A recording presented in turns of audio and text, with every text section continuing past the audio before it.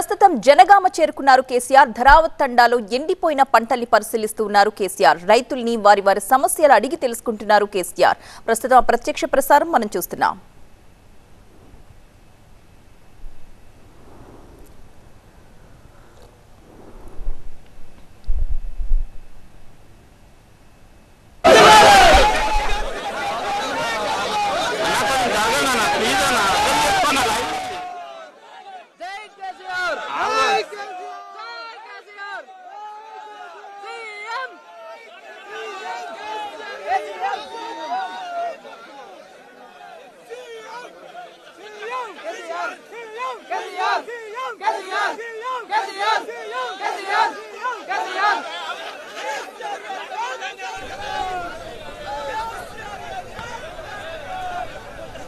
జనగామలోని ధరావత్ తండాలో ఎండిపోయిన పంటల్ని పరిశీలించడానికి కేసీఆర్ అక్కడికి చేరుకున్నారు.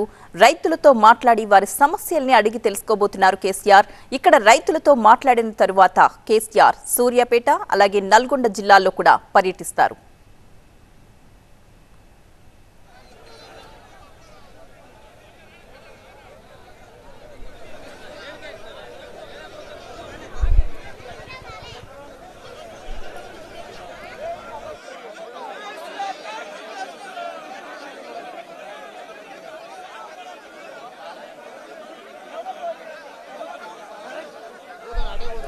కేసీఆర్ రాకతో అక్కడున్న రైతులంతా ప్రాంత రైతులంతా కూడా వారి సమస్యలు విన్నవించుకోవడానికి అక్కడికి వచ్చారు.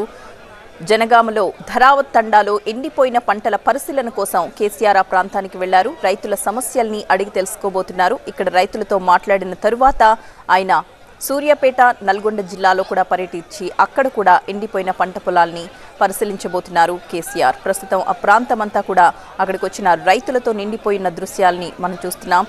కేసీఆర్ వారితో మాట్లాడే ప్రయత్నం అయితే చేస్తున్నారు. మరి కాసేపట్లో అక్కడ రైతులతో మాట్లాడిన తరువాత మళ్ళీ అక్కడి నుంచి సూర్యాపేట నల్గొండ జిల్లాలో కూడా కేసీఆర్ పర్యటన ఉంటుంది.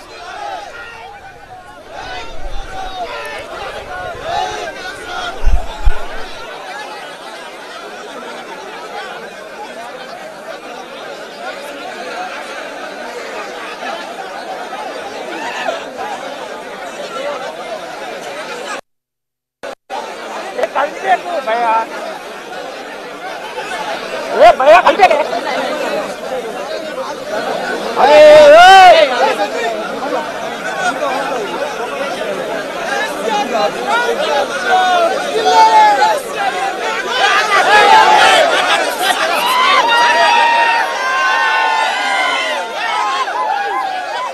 डिस्प्ले कर दिया